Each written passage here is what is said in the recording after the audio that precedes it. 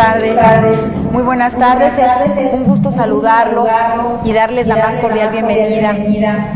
Esta actividad pues, es muy interesante la manera en la que se organizó, porque conjuntamente con el Colegio de Abogados de Michoacán, Asociación Civil y nuestra Facultad de Derecho y Ciencias Sociales, surgió la idea de invitar al licenciado David Alejandro Delgado Arroyo, al maestro Ignacio Hurtado Gómez, para llevar a cabo una mesa de panel sobre la revocación de mandato. Un tema de actualidad, un tema muy interesante para la sociedad en general. Y yo quiero, a nombre de nuestra Facultad de Derecho y Ciencias Sociales, agradecerle en primer término a la maestra Marta Camarena, presidenta del Colegio de Abogados de Michoacán, porque ha confiado y siempre confía y siempre está interesada en que en la Facultad de Derecho se puedan llevar a cabo eventos de tanta trascendencia e importancia para la comunidad jurídica.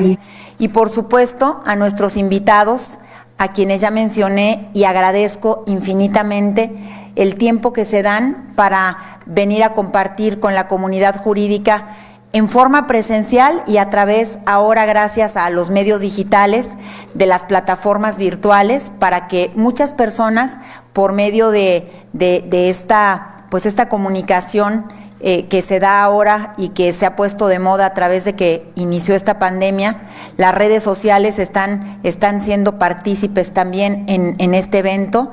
Entonces, pues agradecerles tanto al maestro Ignacio Hurtado como al licenciado David Alejandro Delgado, y sobre todo a la comunidad que en esta tarde nos acompaña, integrantes del Colegio de Abogados de Michoacán, estudiantes de nuestra Facultad de Derecho, profesores también de la institución, por este interés y sobre todo por querer saber más de un tema tan importante y tan trascendente. Maestra Marta Camarena, como siempre, muy gentil por su asistencia, muy gentil por aceptar que esta actividad la tuviéramos de manera híbrida, como se llama ahora. Y bueno, pues sin más, le agradezco nuevamente a los invitados y a todas las personalidades que nos hacen el favor de acompañarnos esta tarde. Muchas gracias. Y sin más, pues le pido a la maestra que nos dirija unas palabras, por favor. Gracias, doctora.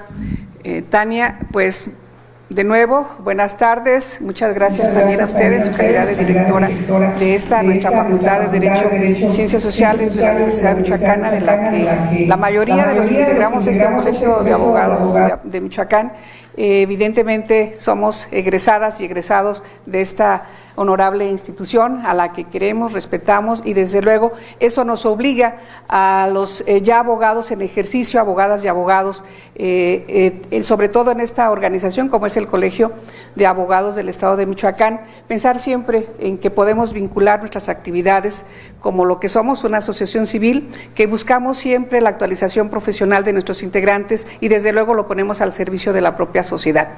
Hoy efectivamente nos conjunta aquí un tema muy importante en el debate nacional, pero sobre todo en las circunstancias que tenemos en nuestro entorno político-social. Consideramos, y lo comentamos con la directora, que era muy importante que aquí en la facultad pudiera darse un panel con estas características, pero sobre todo que podamos desmenuzar en conjunto esos aspectos generales desde el punto de vista jurídico y no solo como se hace en otros lados desde el punto de vista político. Como abogadas y abogados tenemos esa responsabilidad de estar siempre actualizados en los temas de interés y más en los que atañen y nos atañen como estudiantes y estudiosos del derecho.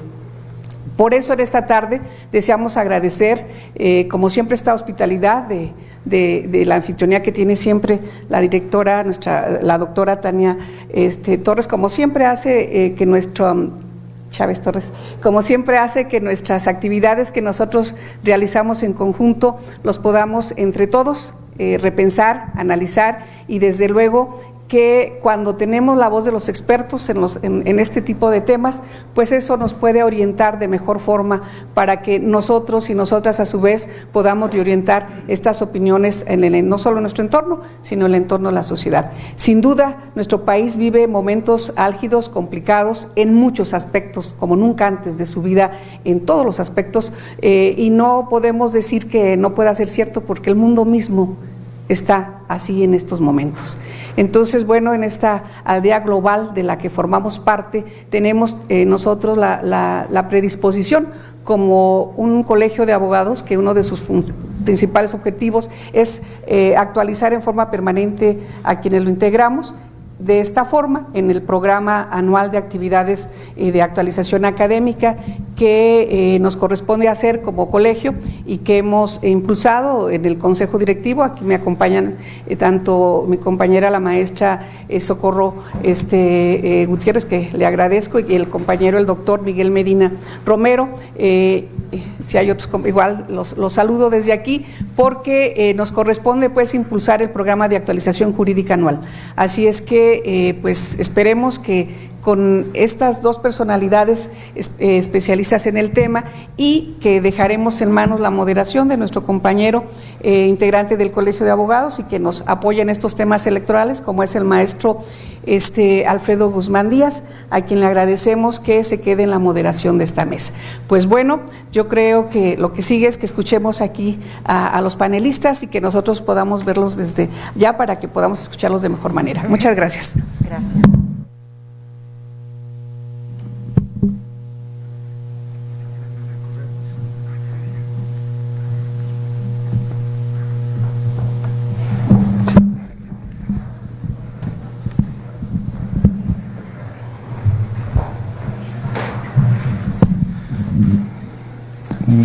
Bueno, buenas tardes, muchas gracias.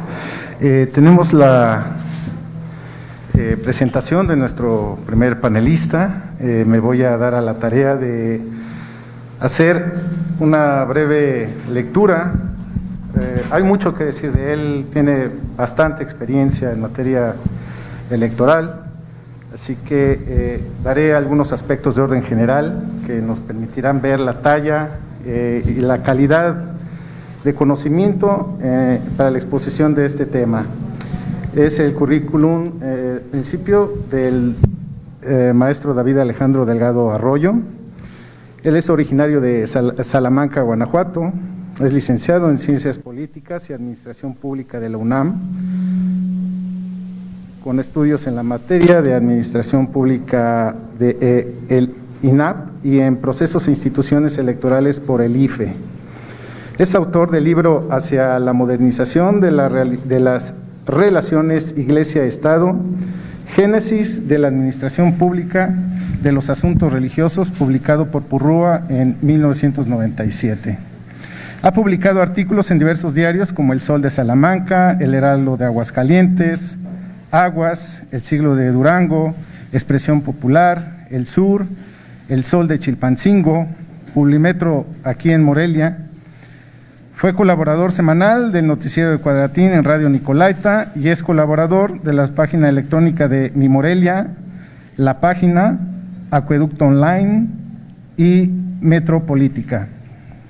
Ingresó al Instituto Federal Electoral en 1991, donde desempeñó diversas funciones de jefe de departamento, subdirector, vocal ejecutivo distrital en Coatepec y en Minatitlán, Veracruz.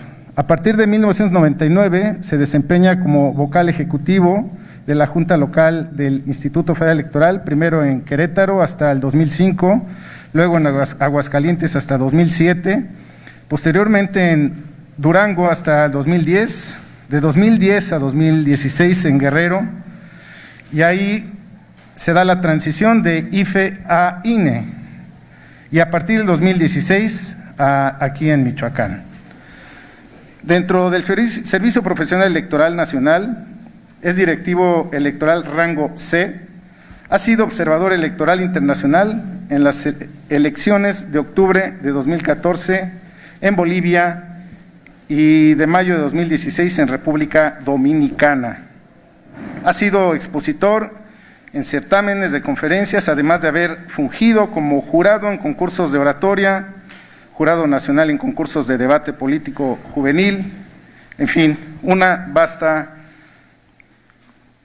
vasto currículum vitae de nuestro primer expositor, el maestro David Alejandro Delgado Arroyo. Los dejo con ustedes. La dinámica será la siguiente, de 15 minutos a 20, de la cual será cada uno de los expositores, y después dejaremos un espacio en sesión de preguntas. Para efectos tales serían de 5 a 10 minutos la fase final. Así que, por favor.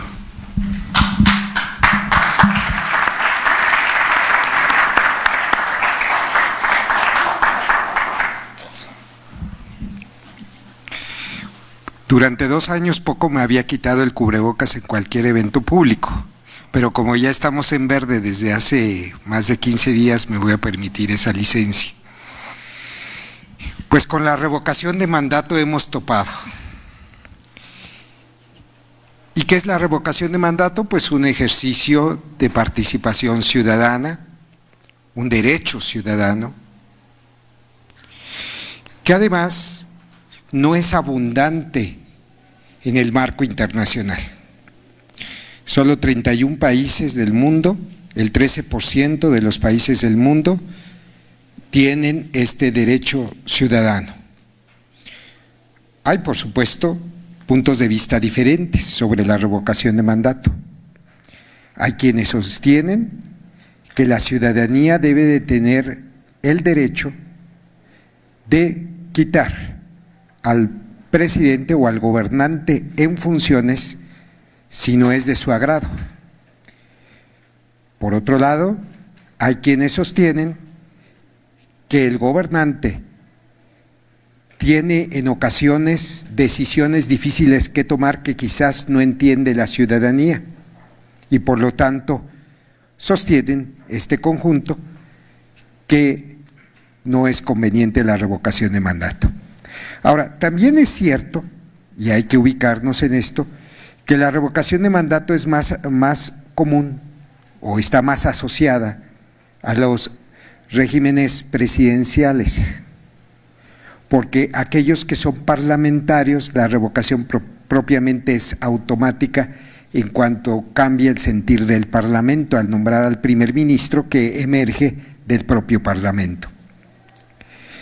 Dicho todo esto, habría que comentar que en México ha habido una corriente de opinión desde hace ya varios años, diría que hasta décadas, solicitando el derecho a la revocación de mandato como un derecho ciudadano. Este derecho de participación ciudadana también está asociado a otro derecho de participación ciudadana, que es la consulta popular a nivel nacional.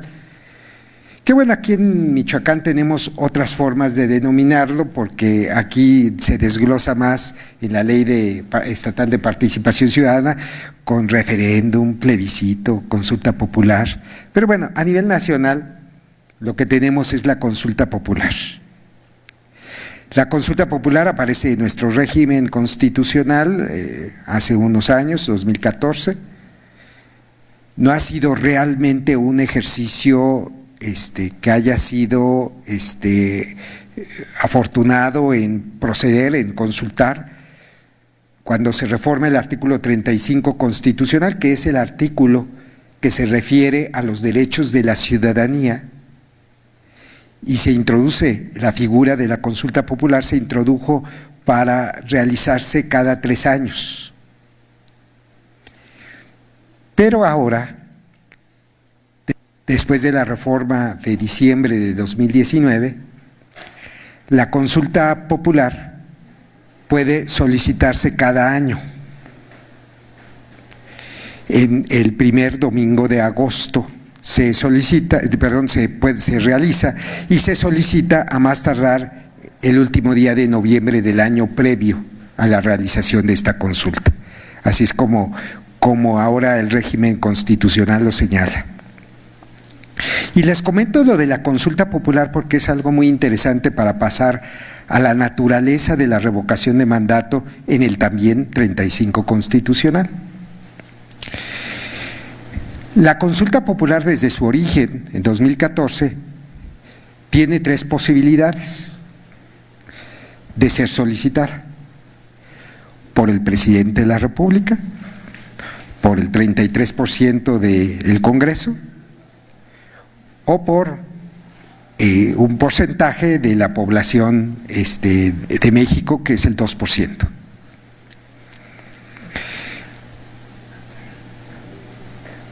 Y digo esto porque cuando se discute el dictamen para introducir en el ámbito constitucional esta famosa fracción novena del artículo 35 constitucional, que introduce ahora el derecho a la revocación de mandato,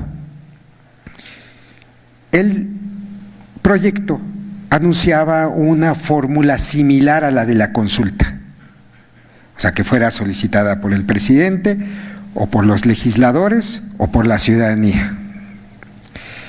En este contexto, las discusiones que se dieron para que pudiera proceder y alcanzar los votos suficientes, como toda reforma constitucional, que ustedes lo saben, que tiene que ser una mayoría calificada para poder proceder una reforma constitucional, 66% más la mayoría de las legislaturas de los estados.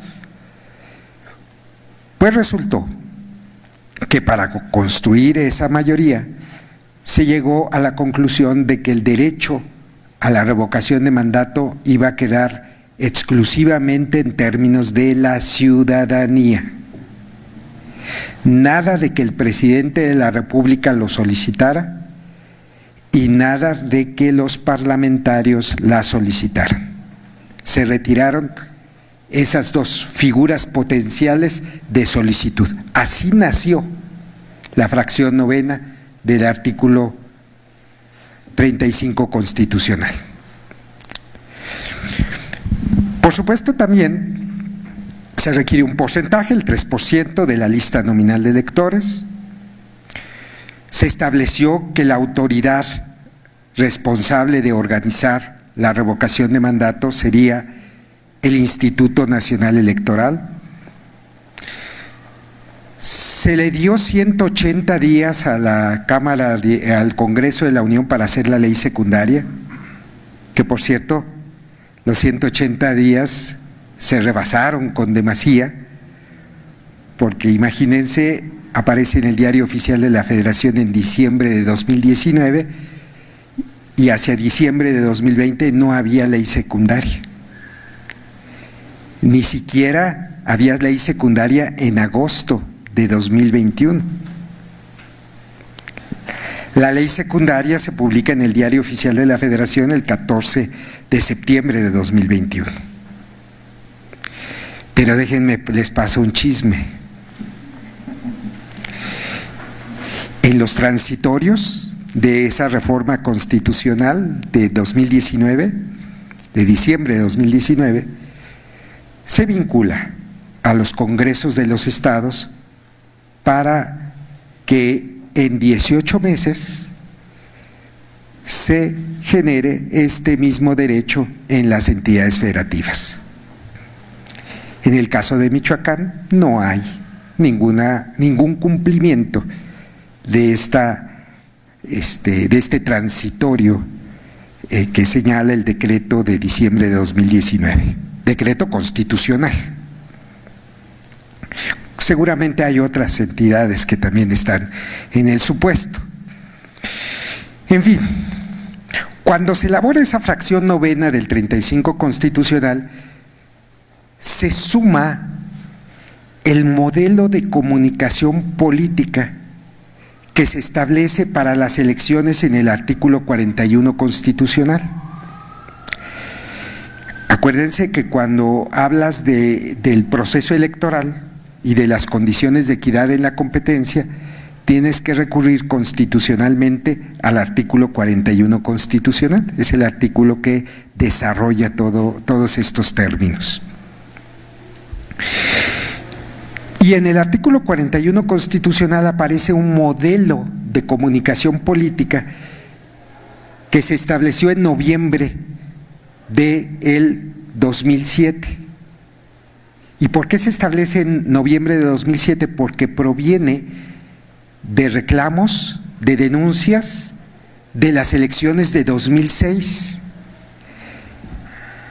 Digamos, la más coloquial denuncia de 2006 fue "cállate chachalaca", ¿no?, del entonces candidato Andrés Manuel López Obrador al entonces presidente Vicente Fox. Y cuando se dan los resultados y se genera el juicio de inconformidad, que en aquel tiempo se le llamó el juicio madre, pues se argumentó que no había habido equidad en la competencia por la intervención de distintos actores, entre ellos servidores públicos encabezados por el presidente de la República y por empresas que también pagaron promocionales que aparecían frecuentemente en la radio y televisión, y además que fluía el dinero de las empresas de manera soterrada e inclusive como negociación de los paquetes a la radio y televisión, en beneficio de algunos partidos políticos que no tenían las mismas condiciones de adquisición en la radio y televisión. Esto generó un modelo de comunicación política que estableció básicamente tres principios: la prohibición a los partidos políticos y a cualquier otra persona física o moral para contratar propaganda político-electoral en la radio y televisión. Segundo, que los partidos políticos tendrían derecho a que se difundieran sus promocionales en la radio y televisión a través de los tiempos del Estado que administra desde aquel momento, desde 2008, el Instituto entonces Federal Electoral y ahora Nacional Electoral. Y tres, que desde el inicio de las campañas hasta el día de la jornada electoral se prohibiría la propaganda gubernamental. O sea, estos son los tres grandes elementos del modelo de comunicación política que se estableció en nuestra Constitución desde 2007, respondiendo a los reclamos del 2006. Después del 2007 ha habido todo un desarrollo jurisdiccional por parte de tribunales locales y por parte del Tribunal Electoral del Poder Judicial de la Federación en torno a interpretar qué es la propaganda gubernamental. Pues ¿por qué les comento esto que no tiene que ver directamente con la revocación de mandato? Pues sí tiene que ver, porque cuando se adiciona, que es el término legal, constitucional, se adiciona la fracción novena al 35 constitucional, pues se adiciona textual el modelo de comunicación política. Y se dice en la Constitución, se dice que ninguna persona física o moral puede intervenir, digamos, contratando espacios de radio y televisión. Y se dice que desde la convocatoria al proceso de revocación de mandato y hasta el día de la jornada de revocación de mandato se deberá de prohibir la propaganda gubernamental. Así quedó en la Constitución. Cuando aparece la Ley Federal de Revocación de Mandato, ya muy tardía, el 14 de septiembre del año pasado, se copian estos principios, pero se abren dos rendijas, porque además, ojo, en materia de difusión de la revocación de mandato,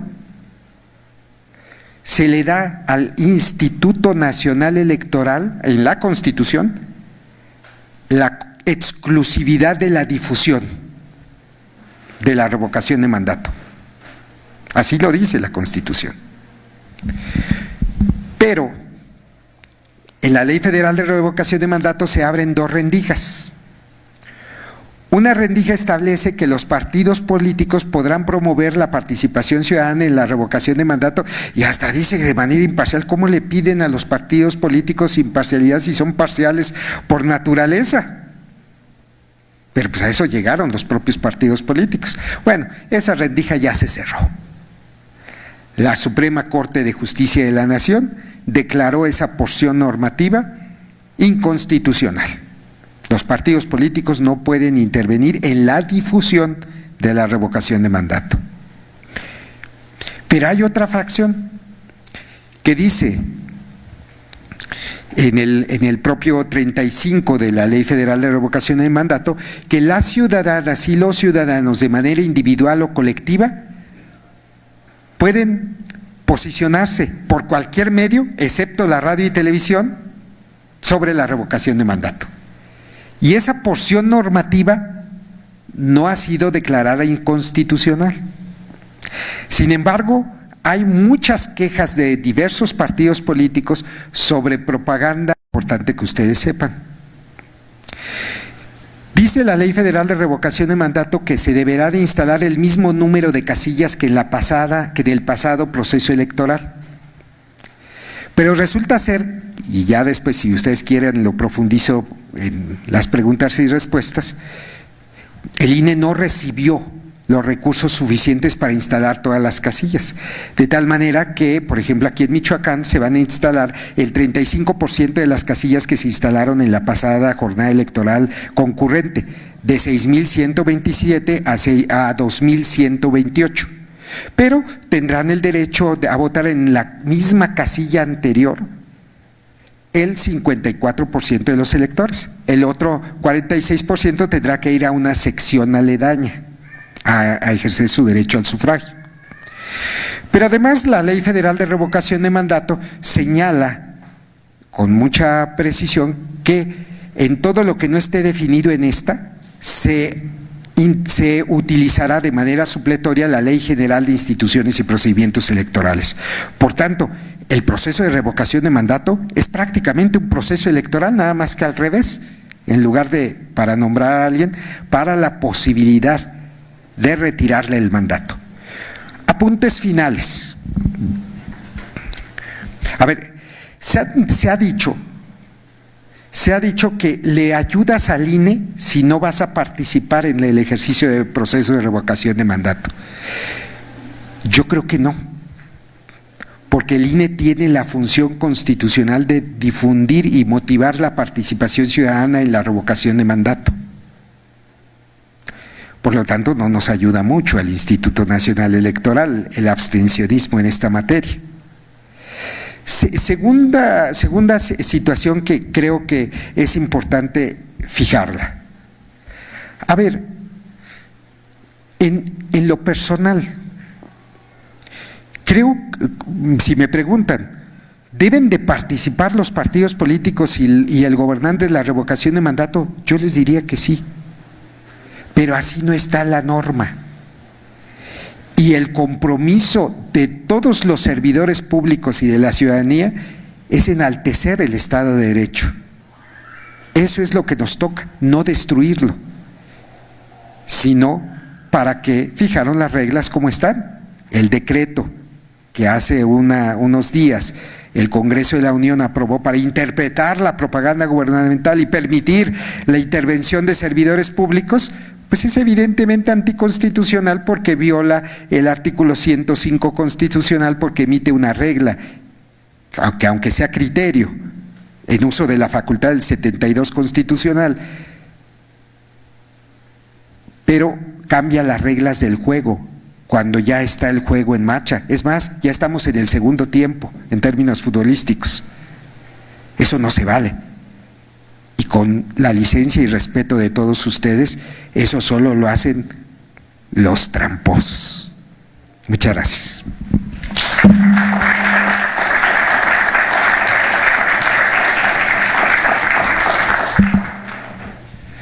Muchas gracias al maestro Delgado Arroyo. Muy importantes todos sus comentarios, sobre todo porque nos dan una perspectiva muy amplia desde el ámbito de la reforma, la Constitución, la ley y la participación que debe de realizarse en términos de ley para difundir la revocación de mandato solo el Instituto Nacional Electoral, aunque para efectos tales también se debería de permitir, en opinión de nuestro primer expositor, sobre todo con todo el conocimiento que tiene el maestro, de que también participen tanto partidos políticos como actores, pero así no está en la ley, de tal suerte que tendrá que ser solo el instituto. Y cambios a última hora, pues a todas luces indebidos, pero bueno. Pues muchas gracias, maestro, qué gentil. Ahora tenemos la participación de nuestro segundo expositor, que así como el maestro Delgado Arroyo, el maestro Ignacio Hurtado, son amigos personales, lo cual agradezco también de primera mano, les agradezco mucho. Y también dar una remembranza, una reseña. ¿Y por qué digo remembranza? Porque ambos los conozco de mucho tiempo, pero al maestro Nacho lo conozco de mucho más tiempo. Éramos pequeños, lo cual es muy grato mencionarlo. Es licenciado y maestro en Derecho, egresado en nuestra facultad. Orgullosamente es producto de nuestra alma mater, con especialidad también en Derecho Electoral por el Tribunal Electoral del Poder Judicial de la Federación. En lo profesional, desde el 2000, ha laborado en la Junta Local Ejecutiva del entonces Instituto Federal Electoral en Michoacán, en la Sala Superior del Tribunal Electoral del Poder Judicial de la Federación durante la etapa impugnativa en la elección de 2006, en el Tribunal Electoral del Estado de Michoacán, en donde llegó a ser magistrado presidente, y en el Instituto Electoral de Michoacán, en donde actualmente se desempeña como consejero presidente. En el ámbito de la docencia, es profesor de nuestra Facultad de Derecho y Ciencias Sociales, de nuestra querida Universidad Michoacana de San Nicolás de Hidalgo, desde 1997, y actualmente también es profesor invitado de la División de Estudios de Posgrado de la propia institución, de la propia facultad. A la fecha ha participado como ponente, conferencista, panelista en diferentes eventos académicos y es autor de varios artículos y ensayos en materia electoral. En fin, breve la reseña curricular y para mí es muy grato cederle la palabra para que se dirija hacia nosotros. Gracias, maestro. Muchísimas gracias, estimado Freddy. De verdad, muchas gracias. Yo ya también tenía rato que no me quitaba, pero sobre todo tenía rato que no me sentaba en estos sillones. Se extrañan, de verdad, es un gusto, obviamente lo que refleja este espacio, no es cualquier cosa. Estoy seguro que varios de los que estamos aquí en su momento, aunque estemos con nervio, pero le tenemos un cariño muy especial a esta aula, a este salón, y seguramente los jóvenes que también nos están acompañando en su momento creo que será para ellos muy significativo el día que estén haciendo su examen recepcional. Veía también nuestro muro de nuestros maestros, de nuestras maestras, por supuesto algunos aquí nos acompañan ahorita, muchas gracias.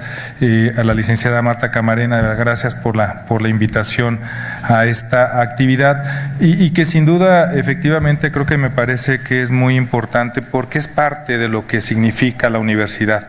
Es decir, a partir de los fenómenos, a partir de las situaciones, a partir de estas cuestiones que se viven en la vida democrática, pues darnos esta oportunidad de reflexionar en un sentido también crítico, deliberativo, qué es lo que está pasando con nuestras instituciones democráticas y por supuesto también de las instituciones políticas y desde un punto de vista, por supuesto, jurídico.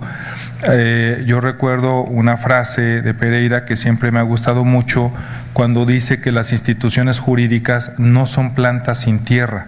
Las instituciones jurídicas se alimentan del sustrato social, político, cultural y económico en el cual están insertas estas instituciones jurídicas, ¿no? A veces seguimos mucho con esa idea de que el derecho no se tiene que mezclar con la política, que tiene que ser puro. No, señores, a ver, aquí el derecho tiene que responder a necesidades sociales, el derecho tiene que responder a realidades políticas y por supuesto tiene que prevalecer evidentemente, pero tiene que atender a muchas cuestiones. Entonces no puede puede ser un tema propiamente puro en ese sentido, ¿no? Y creo que es un ejemplo muy claro de ello. Decía y comentaba ahorita el licenciado David algunas cuestiones, por ejemplo, de cómo no es un tema que haya surgido de la noche a la mañana, es un tema que se alimenta también de situaciones que en su momento fueron coyunturales para la vida democrática y política de este país, como fue precisamente la elección del 2006, en donde efectivamente hubo un cambio al modelo de comunicación política y con ello, evidentemente, un cambio a las reglas de la propaganda gubernamental, que ahora, vistas desde la perspectiva de la revocación de mandato, pues hay sectores y hay personas que no les gusta esta regla, ¿no? Pero que también aceptar a lo mejor estos criterios interpretativos, dejen ustedes de la revocación de mandato, tenemos elecciones locales durante este propio año y tenemos una elección presidencial el próximo año. Entonces también tenemos que empezarnos a preguntar si las reglas que queremos interpretar ahorita o modificar ahorita van a ser las adecuadas para transitar hacia una elección el próximo año presidencial del 2024, porque entonces así como interpreto ahorita, pues voy a tener que interpretar hasta por un tema de congruencia y de certeza el próximo año. Entonces, insisto, lo que quiero decir con esto, Juanes, es que sí tenemos que estar atentos a todos estos factores y no solamente ver, porque a veces es una idea que tenemos los abogados, ver la ley de manera lineal, ¿no?, de manera muy abstracta, sin atender precisamente lo que está alrededor de este tipo de situaciones y de este tipo de factores. Y a un tema que ahorita que escuchaba al licenciado David, me parece que hay en esta reflexión sobre la revocación de mandatos o el tema del jurídico, que hay un tema también muy interesante detrás de él y que solamente quiero dejar ahí algunas inquietudes, algunas reflexiones. Es decir, pareciera que este tema, y creo que valdría la pena analizarlo con posterioridad, ya con un poco más de frialdad, porque me parece que es uno de esos ejemplos en donde podemos encontrar la tensión histórica además entre la política y el derecho. O sea, de pronto pareciera que la política va por un lado y el derecho va por otro lado. Y esto se traduce en que por un lado van incluso los políticos y los legisladores y por otro lado van los jueces. Y entonces en ese contexto también habrá que empezar cuál es el papel de los jueces en este contexto de discusión sobre la revocación de mandato. Más allá del ejercicio democrático, más allá de la participación ciudadana, más allá de que el próximo 10 de abril, pues obviamente nosotros los invitamos a que vayan, asistan y participen, pero al final la decisión final va a ser de ustedes. E incluso si muchos deciden ir, la decisión final de tachar una opción o la otra de las dos que se plasman en la boleta va a terminar siendo de ustedes. Pero eso es lo que nosotros vemos, insisto, un poco así por encimita, que es lo que está pasando. Pero si vemos un poco, decía un amigo, si empezamos a ver detrás de lo que hay del televisor, si empezamos a ver no solamente un arbusto, sino todo el bosque, entonces me parece que hay unos fenómenos bien interesantes, insisto, que están evidenciando, insisto, esas tensiones entre la política y los jueces, ¿no? No me gusta lo que dice el político, pues reformo las leyes.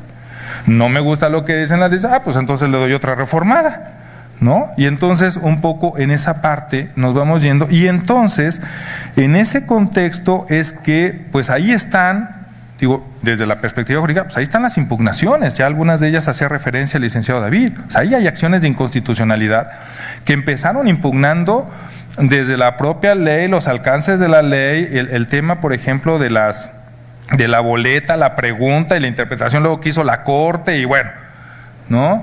Y muchas otras impugnaciones, que ahorita iré refiriendo a algunos temas y algunas impugnaciones, pero al final ahí están, ¿no?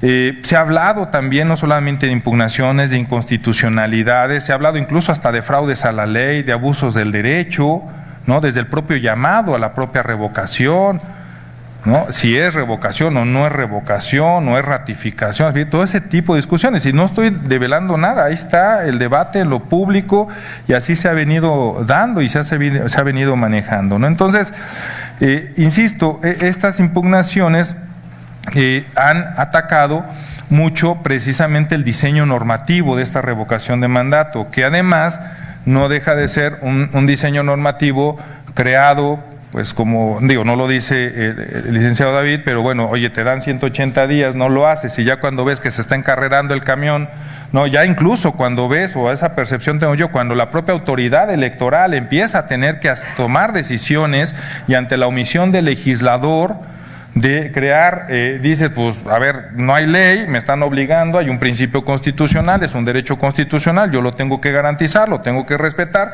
pero no tengo elementos para llevarla a cabo, entonces tengo que, ante esa omisión legislativa, empezar a garantizar los derechos, porque aquí se habla de constitucionalidad, de respeto a la Constitución, antes que otra cosa. ¿Sí? Entonces, si la Constitución me está mandatando, pues yo tengo que remover obstáculos como juzgador para que se realice y se materialice el mandato de la Constitución. ¿Sí? Y entonces, cuando ven eso, ah, caray, pues es que el INE se nos va a ir por la libre, ¿no? Entonces, ¿qué? Hay que aventar la ley para que no se nos vaya por la libre. ¿Sí? Y entonces viene, pero ya desde ahí también el diseño, pues empieza a tener evidentemente algunas cuestiones. Destaco algunas discusiones. El tema precisamente presupuestal no es un tema menor. Los propios tribunales han dicho, las cuestiones electorales no gozan del principio de la gratuidad. Un espectacular cuesta, una boleta cuesta, instalar una casilla cuesta. Sí, apoyar hasta los mismos, bueno, contratar capacitadores y asistentes para el tema de la integración de o sea, todo cuesta. ¿Sí? Entonces, al final del día, a mí, en principio, sí me resulta un poco preocupante que al final la respuesta que han dado las instituciones, entiéndase también los jueces, han dicho, pues hay para lo que te alcance, porque al final eso fue la respuesta.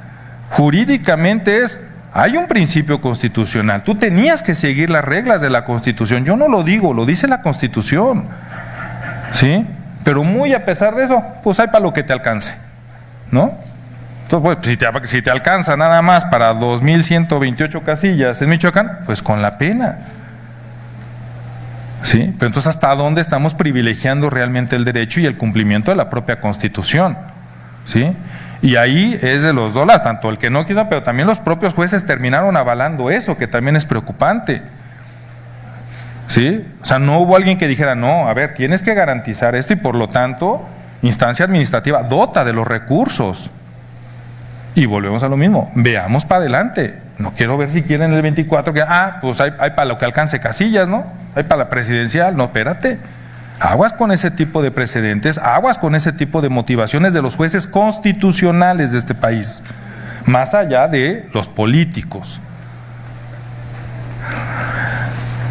Hubo discusiones, por ejemplo, sobre todo hay un tema de acceso a la justicia, que por eso dice que a posteriori va a ser interesante esta reflexión. Yo quiero ver cómo se van a resolver las impugnaciones, si es que va a haber, porque también en la ley nada más ahí la aventaron.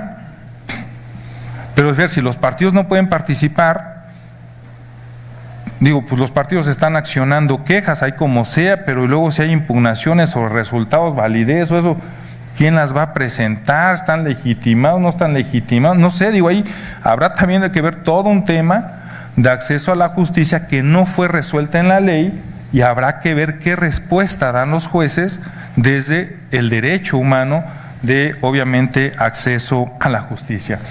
El propio tema de las firmas en su momento también fue otro gran debate.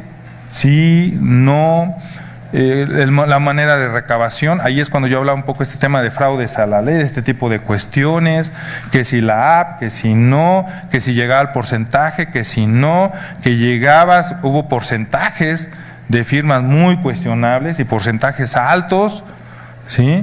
Y ahí vemos, o sea, incluso desde la voluntad del ciudadano, bien lo decía el licenciado, a ver, se supone que este ejercicio es democrático del ciudadano. Sí, bueno, entonces ahí también es un tema que también ha generado discusiones y también algunos pronunciamientos de los propios tribunales. El tema, bueno, decíamos el tema de la pregunta, el tema de la propaganda que efectivamente ya comentaba, que creo que es lo que más ha generado esa tensión, ¿no? Que si me estás coartando mi libertad de expresión, que si no me la estás coartando, que si puedo decir, que si no puedo decir, que si no me dejas, entonces hago, en ejercicio de esta facultad interpretativa del Congreso, hago un decreto, pero resulta que pues más tardaron en hacerlo y de festejarlo que en lo que llegó los tribunales, y creo que hoy la misma Sala Superior, creo que hoy o mañana, pero ya hay un proyecto por ahí donde están diciendo, no, espérate, ¿sí? Es decir, si es cierto que tú tienes la voluntad mayoritaria, si es cierto que representas al pueblo, pero esa voluntad mayoritaria y esa representación no puede ir en contra de la Constitución, y eso es lo que determina a los jueces. Por eso les digo que hay esa especie de tensión que puede ser muy interesante, insisto, platicarla con posterioridad, porque es eso, digo, muchas veces a nosotros en el tribunal nos decían algunas gentes, bueno, ¿quién eres tú, juez, que está sentado acá en Morelia, detrás de un escritorio, para anular la voluntad de ciudadanos que votaron el día de la elección? ¿Dónde está tu legitimidad democrática como juez? O sea, yo como diputado tengo legitimidad democrática porque hubo ciudadanos que votaron por mí, pero ¿a ti quién te eligió, juez? A ti, juzgador, ¿quién te eligió? ¿Quién votó por ti para que tengas la fuerza de echar abajo lo que dice la voluntad popular? Bueno, discúlpame, ciertamente nadie me eligió por voto directo, pero también ejerzo una función pública y evidentemente también ejerzo poder público, que es el poder de juzgar. Y mi legitimidad democrática está en las decisiones y en el respeto que hago valer en relación con la propia Constitución, ¿no?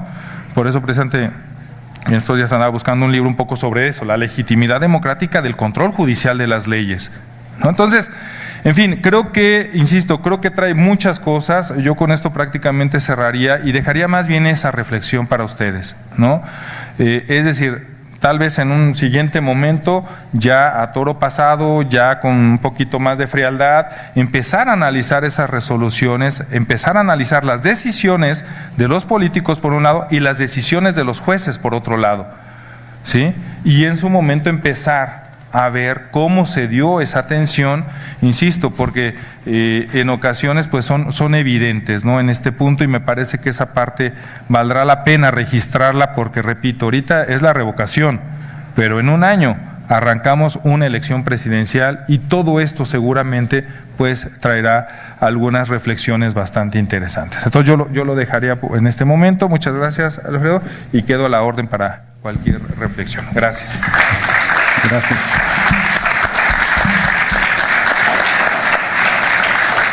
Sin duda, reflexiones muy interesantes, profundas, que nos dan mucho a qué pensar.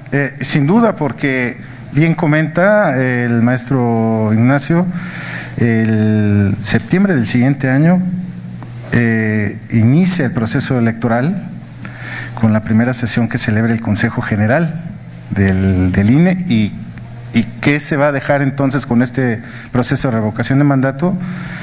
Veremos.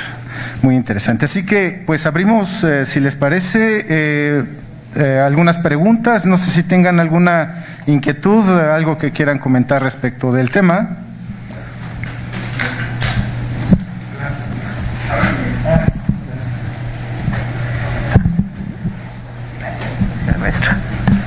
Bueno, pues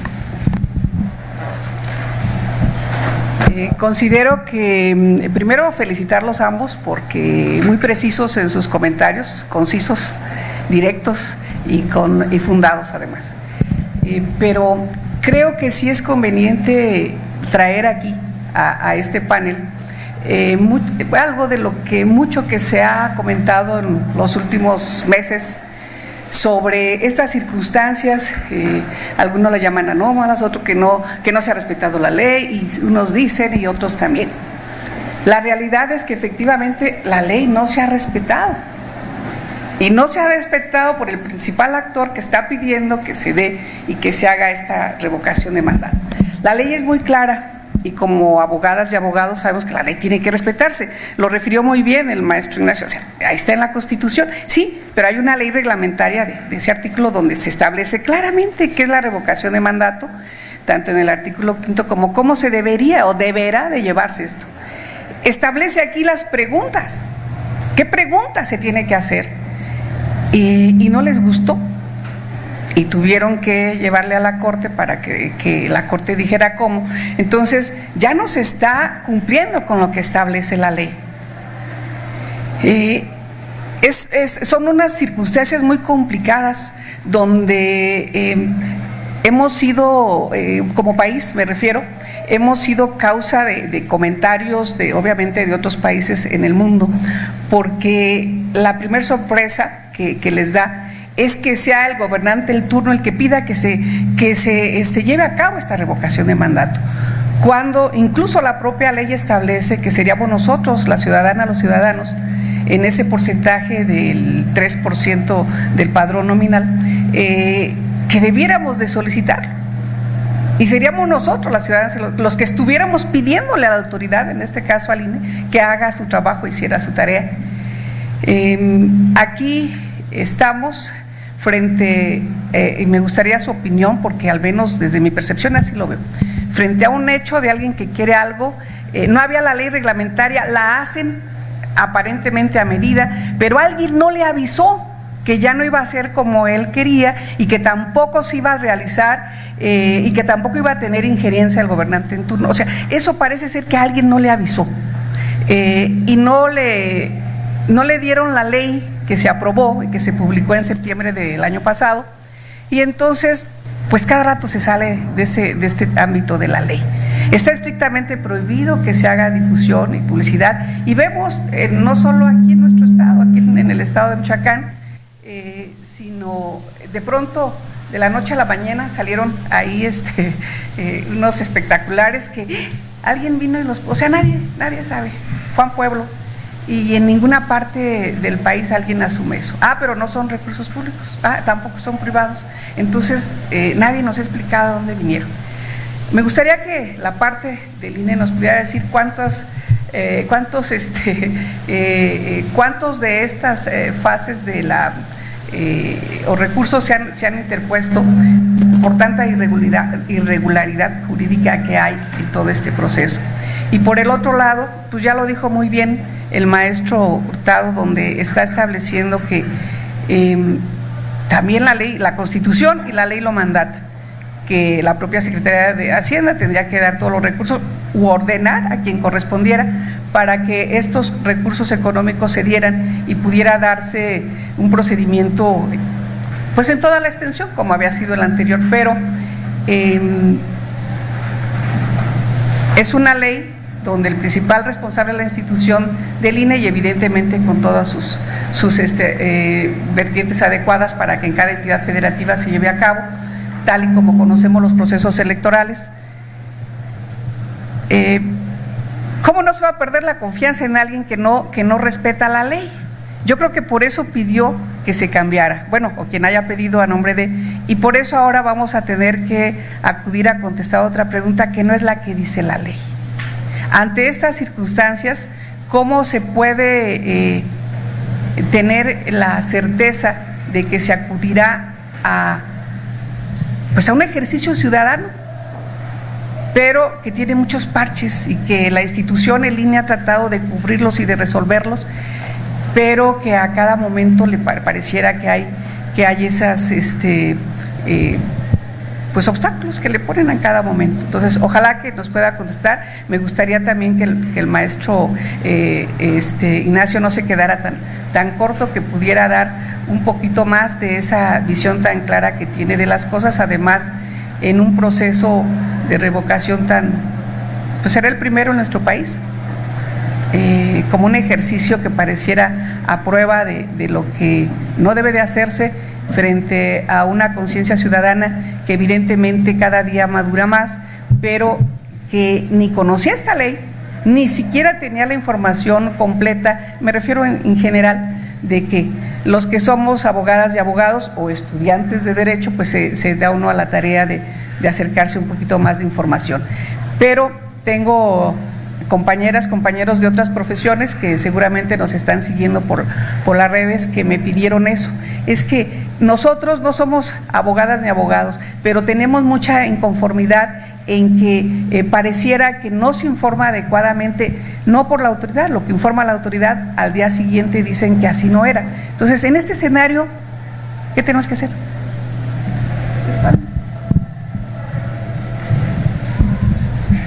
¿Quién desea alguna otra pregunta? ¿Alguien que desee? Por favor, allá hay dos.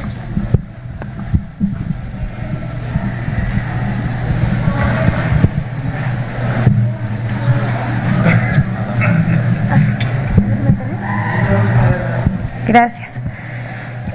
Bueno, ya que estamos en este tema que se mencionó de los espectaculares y de la publicación, la propaganda que se ha venido haciendo,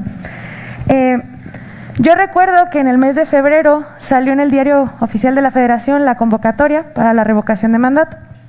En esta convocatoria se explicaba que no tendría por qué realizarse ningún tipo de propaganda por parte del gobierno ni por ningún partido político desde el momento en el que se expedía esa convocatoria hasta el día de la jornada de la revocación de mandato, que es el 10 de abril.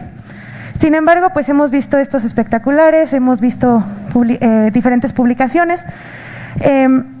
A mí como estudiante me hacía sentido que no se tuviera o que se le prohibiera al gobierno en turno hacer este tipo de propaganda, porque pareciera que estamos otra vez en campaña, pero que nada más hay un candidato político, a mi parecer.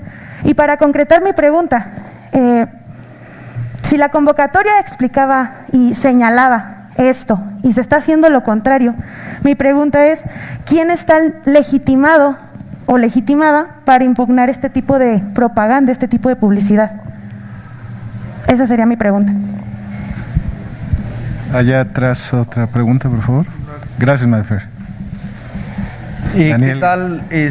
Agradecerles la participación muy interesante, es la información que nos han dado, todos los comentarios bastante acertados, nos han abierto un panorama muy interesante.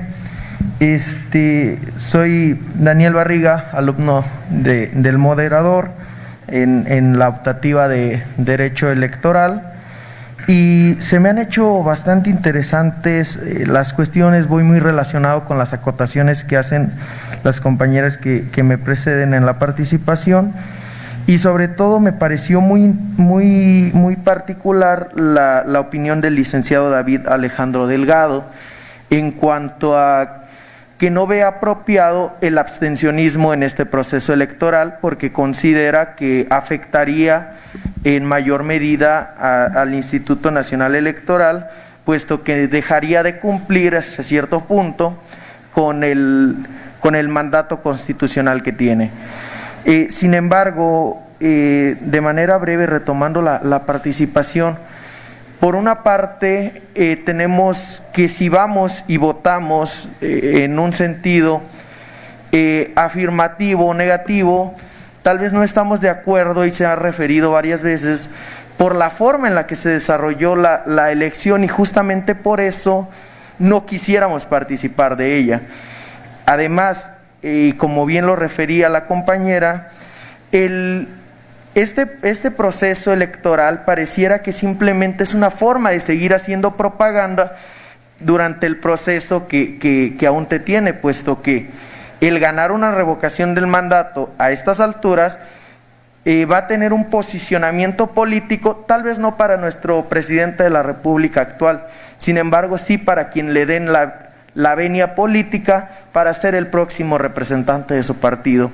Entonces, esto generaría un impacto positivo para un partido electoral que al fin de cuentas, aun y cuando se supone que no, la realidad es que sí está siendo representado por una figura que es nuestro presidente de la República. Y el ir y votar en contra de que él siguiera como representante popular sería también generar una situación muy particular que inclusive nos provocaría alguna incertidumbre y posible temor, porque enfrentamos un entorno político y económico a nivel global bastante complicado. Los fenómenos políticos que están actualmente ocurriendo en torno al mundo son bastante preocupantes, y quedarnos sin un presidente que nos represente, para bien o para mal, podría generar desconfianza en los inversores, podría generar problemas partidistas y sobre todo lo que comentaban los ponentes. Ahora, ¿qué hacer? ¿Qué se vendría?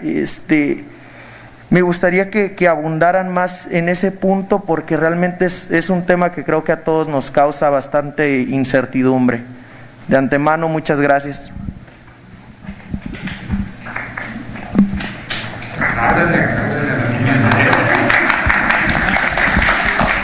¿Alguien más?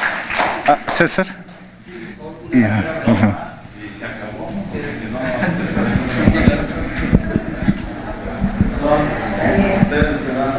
Sí, muchas gracias. Seré muy breve. Muy bien. En este caso, ¿qué tanto puede afectar realmente la validez? Hablaban ya de manera posterior. El sentido de las elecciones, el hacer leyes fast track durante el juego.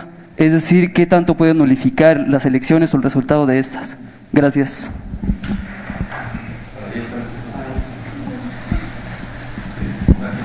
Ok, sí, gracias. Bueno, el licenciado David hacía mención acerca de que los partidos políticos debían de influir en esta revocación de mandato. Pero bueno, esta es mi pregunta, en su opinión personal, el por qué deberían de influir, ya que si influyen, bueno, desde mi punto de vista, sería que posicionarían solamente al partido del cual pues está ahorita pues en el poder, y los demás partidos serían tratar como de quitarles más poder al partido que ya está. Entonces, desde su punto de vista, ¿por qué los partidos políticos deberían de intervenir en esto? Pues sería esa mi pregunta. Gracias.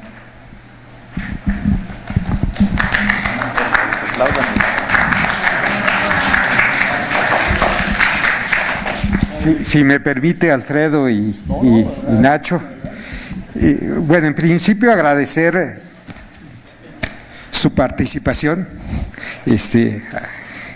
No había estado en tantas pláticas en este recinto con tanta participación, así es que muchísimas gracias por sus preguntas. A mí siempre me emociona escucharlos a ustedes.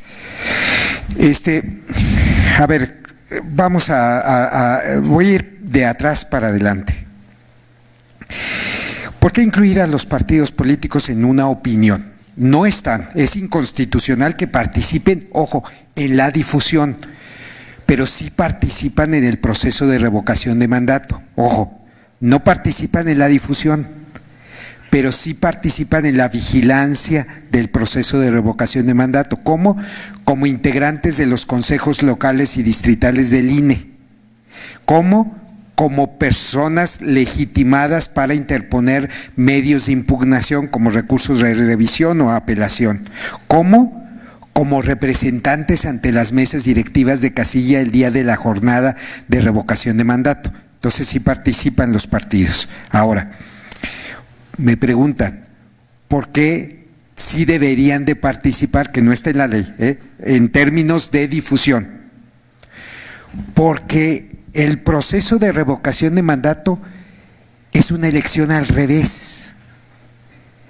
Si elegimos a un presidente con la participación y distintos puntos de vista de los partidos políticos, ¿por qué cuando queremos retirarla no vuelven a participar estos?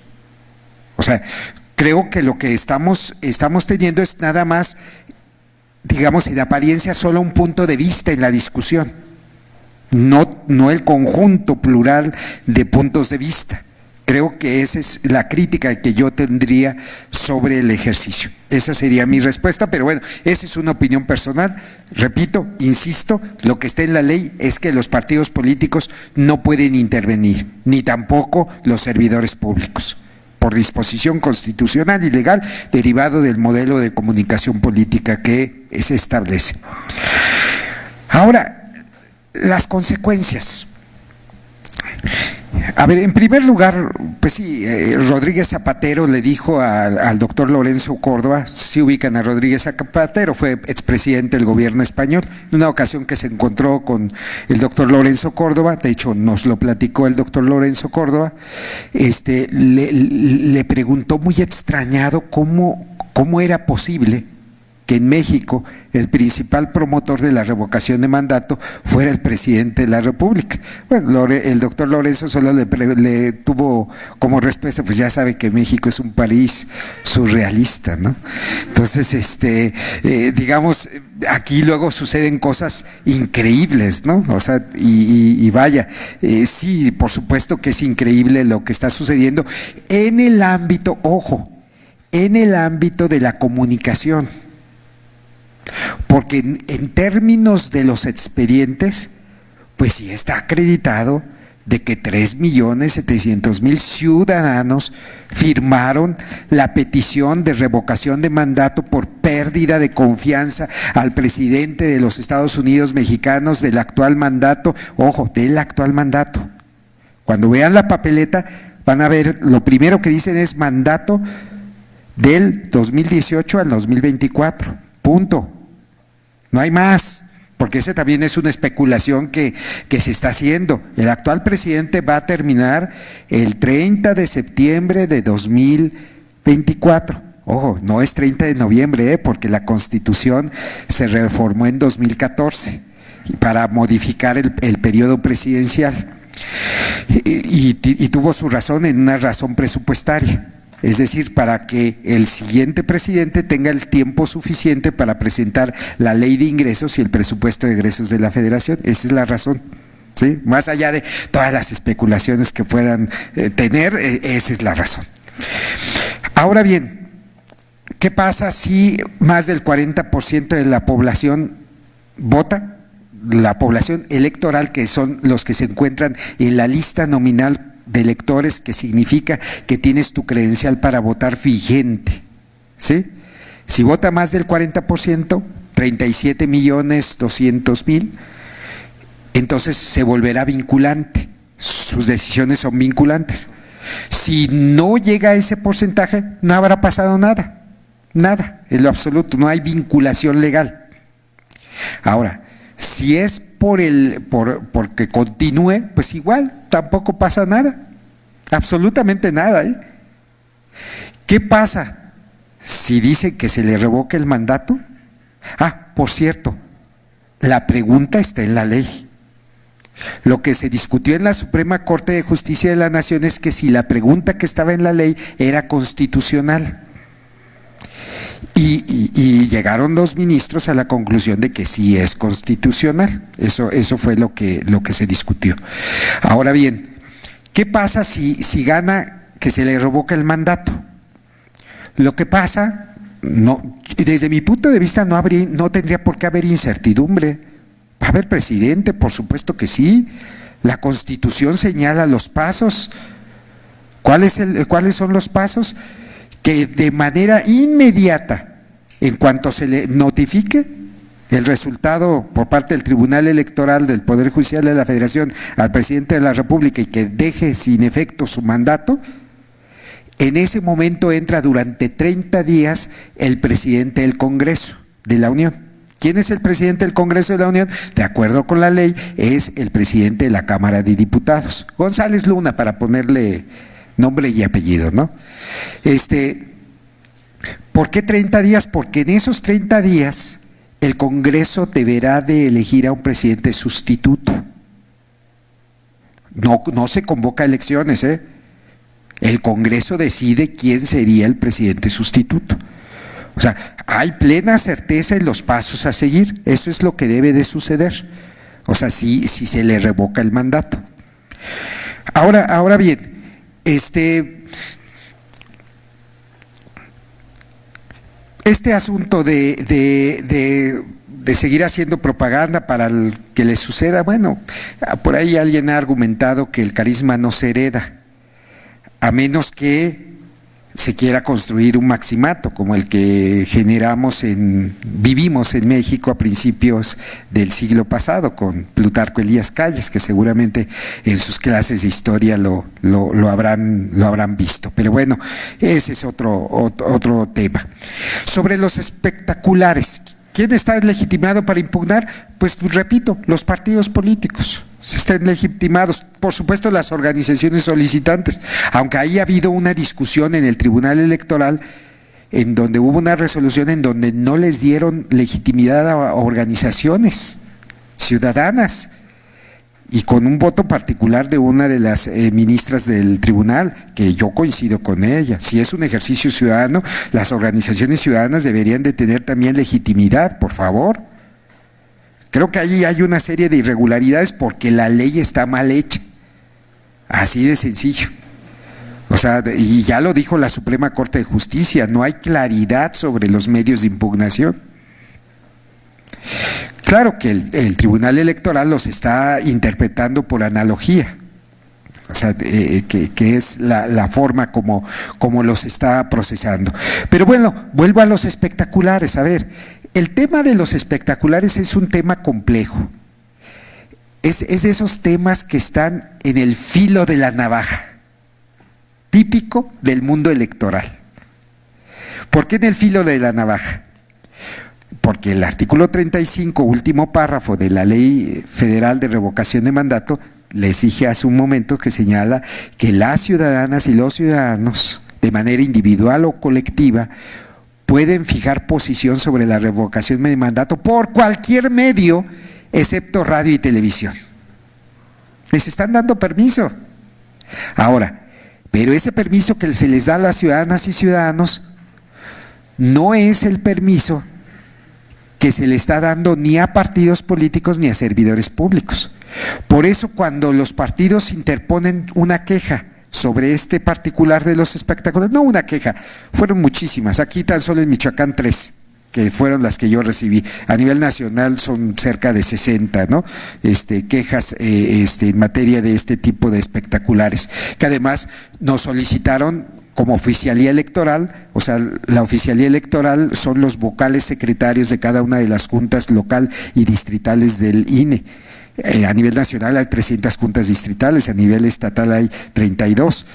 Y aquí en Michoacán hay 12 juntas distritales, por lo tanto 12 oficialías electorales más la de la junta local.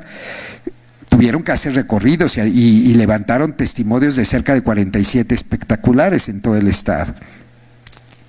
Entonces, con esa evidencia, producto de las quejas, se dictaron medidas cautelares. Porque en la medida cautelar, fíjense muy bien cuál fue la decisión de la Comisión de Quejas y Denuncias, que cede cautelar en el INE. Porque el fondo del asunto no se resuelve en el INE, se resuelve en la Sala Regional Especializada del Tribunal Electoral del Poder Judicial de la Federación.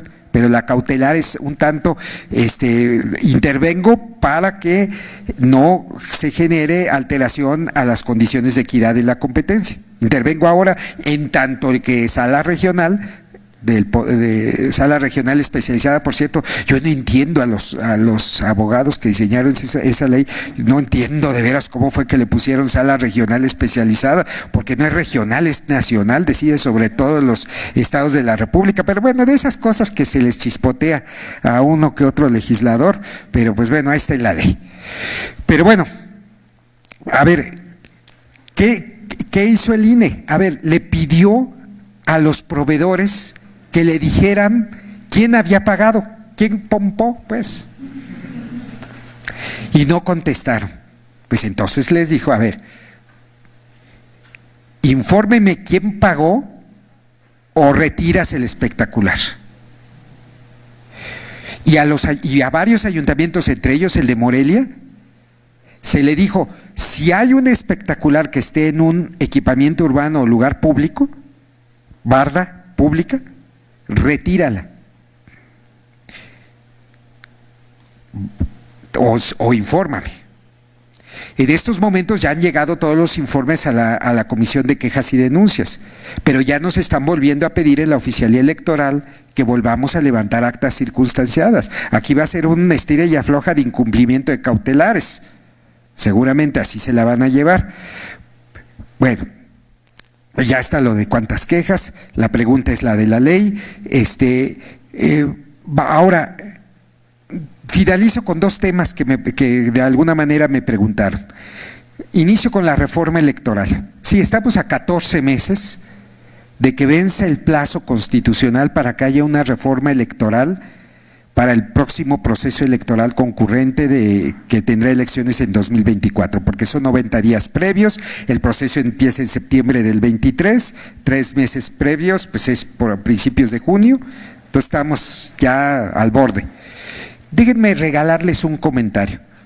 Lo mejor que le puede pasar a este país es que no haya reforma electoral. ¿Por qué?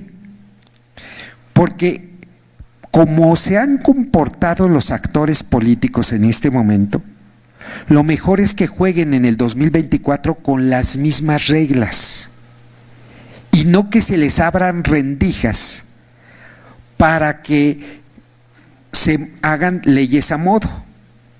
O sea, ese es el peligro que puede haber, por lo que inclusive dijo mi buen amigo Ignacio Hurtado. Y una precisión: el decreto que permitió a los servidores públicos intervenir en la revocación de mandato de hace unas semanas no es ley. Es la facultad que establece el artículo 72 de la Constitución para interpretar. El Congreso de la Unión tiene facultades para interpretar y casi nunca las ha ejercido. Esta es la segunda vez que la ejerce. Qué raro, ¿no? O sea, y además qué raro también que tenga la facultad de interpretar, porque esta es una función materialmente jurisdiccional, pero formalmente también la tiene el Congreso de la Unión. Fíjense lo curioso del tema que está sobre la mesa. Y el último, quisiera también reaccionar al tema del dilema que planteaba mi buen amigo el maestro Ignacio Hurtado, sobre el debate de los recursos financieros. Mire, traemos una discusión en el INE sobre los recursos financieros desde la consulta popular.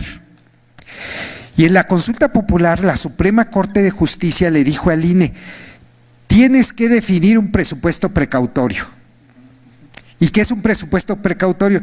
Aunque no tengas certeza de que va a haber consulta popular o revocación de mandato, tú presupuéstalo.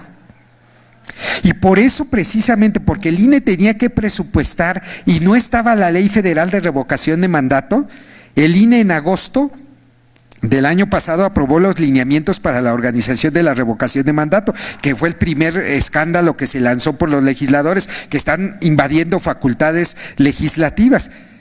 Sí, pero espérenme, tú no has hecho la ley secundaria y yo no tengo forma de presupuestar si no se fijan reglas. Y de esa manera el INE definió un presupuesto precautorio.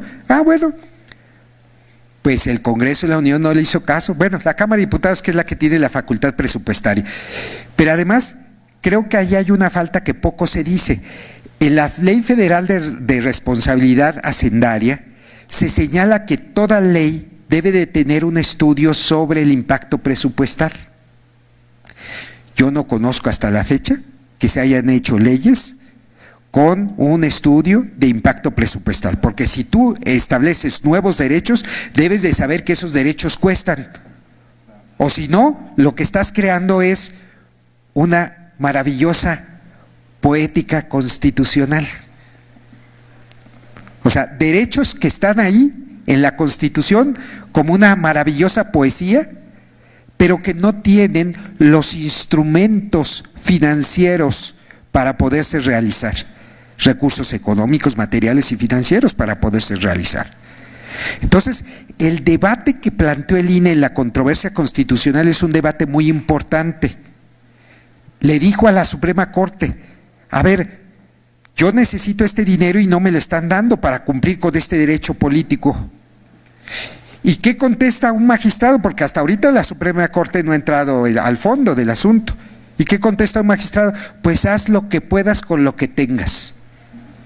Esto es una grave intervención de un magistrado de la Suprema Corte, grave, así la califico, grave, porque está dando la permisión de construir en este país una constitución poética. Muchas gracias.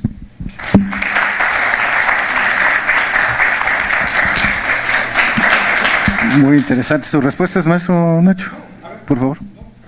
Como decimos en el instituto, por dos a lo que dijo el licenciado David, ¿no? A ver, yo nada más dejaría dos reflexiones, un poco a propósito de lo que comentaron. Uno, yo creo que, insisto, a posteriori habrá que analizar resoluciones, criterios, decisiones, acciones, y efectivamente habrá que replantear el diseño normativo de esto. Es decir, de pronto pareciera que se hizo muy fácil agarrar un tema sobre ya definido y quererlo encajar en un tema de elección, ¿no? Creo que el tema incluso que está muy claro en cuanto a lo que es el modelo de comunicación política.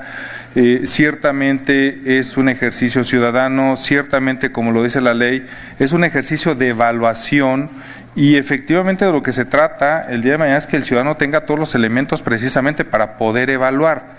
Y entonces tendremos que preguntarnos si el modelo de comunicación que se está utilizando en este esquema permite precisamente eso, ¿no? Y eso y muchas otras cuestiones. Entonces, yo creo que habrá que revisar obviamente el diseño. Ahorita pues ya es lo que tenemos, es en lo que nos tenemos que manejar, ¿no? En el mundo de lo posible ya a estas alturas, y ahora sí que haya sido como haya sido, hasta donde tope, dijo el licenciado David, ¿no?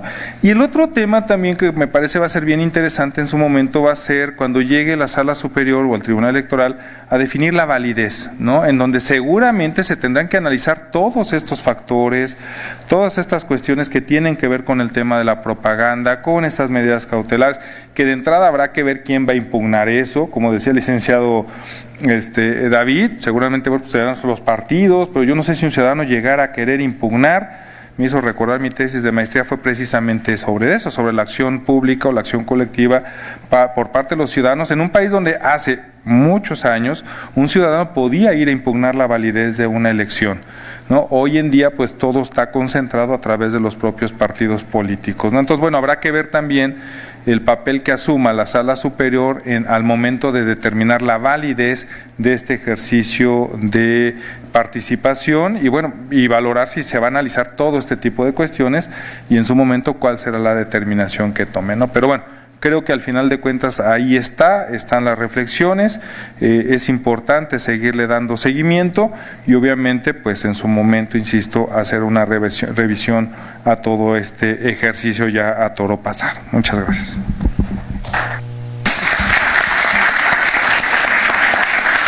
Bueno, pues yo agregaría por 3, estoy muy de acuerdo y sobre todo abunda mucho lo que hemos conversado con los compañeros, mis estudiantes de Derecho Electoral, aunque aquí están jóvenes de Derecho a la Seguridad Social, que seguramente les es muy grato el tema y de mucho interés, porque ustedes van a participar en este proceso de revocación de mandato. Pues adelante, maestra, por favor.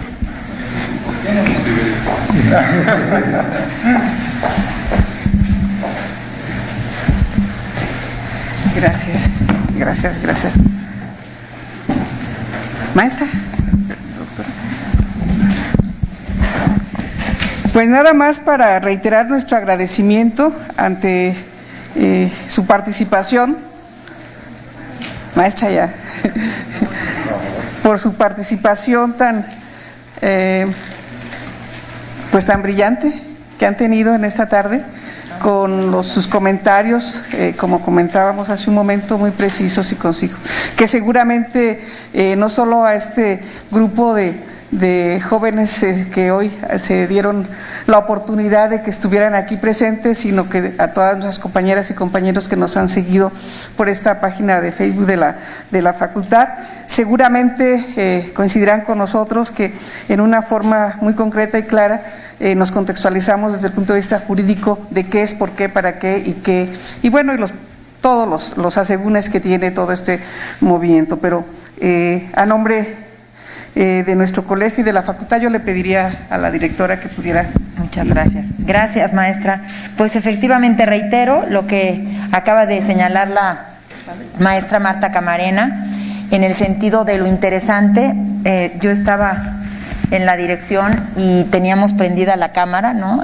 Vimos que la transmisión está siendo seguida por muchas personas, porque es un tema de mucho interés, es un tema trascendente, es un tema que nos preocupa y que además nos debe de ocupar como ciudadanos responsables y como ciudadanos interesados en la construcción de una mejor sociedad, con mayor democracia y de un mejor entorno. Así que pues nos congratulamos, tanto el Colegio de Abogados del Estado de Michoacán, Asociación Civil, Consejo Directivo 2021-2023, como la Facultad de Derecho y Ciencias Sociales de la Universidad Michoacana de San Nicolás de Hidalgo, y por esta razón otorgamos un reconocimiento al maestro Ignacio Hurtado Gómez por su brillante disertación en el panel Aspectos Jurídicos Generales sobre la Revocación de Mandato, llevada a cabo en el Salón Miguel Mesa de la Facultad de Derecho y Ciencias Sociales, Morelia, Michoacán, a 28 de marzo de 2022. Suscriben su servidora y la maestra Marta Camarena. Muchas felicidades.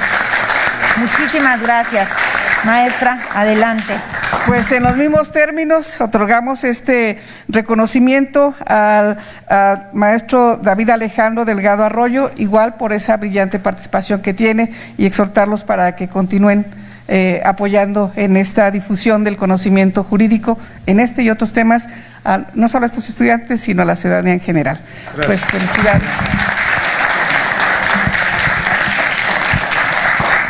Pues sin más, les agradecemos su asistencia como siempre a Universitas, la oportunidad de que muchas personas sigan en vivo esta transmisión, y además decirles que a todas las personas que no alcanzaron a oírla completa o que quieran repetir, va a estar en la página de la facultad, va a quedar ahí la grabación para que consulten, para que escuchen y para que con mayor detenimiento puedan saber jurídicamente cuál es este asunto que nos está involucrando como sociedad mexicana. Muchísimas gracias y sean bienvenidos siempre a la Facultad de Derecho. Buenas noches a todos. Gracias.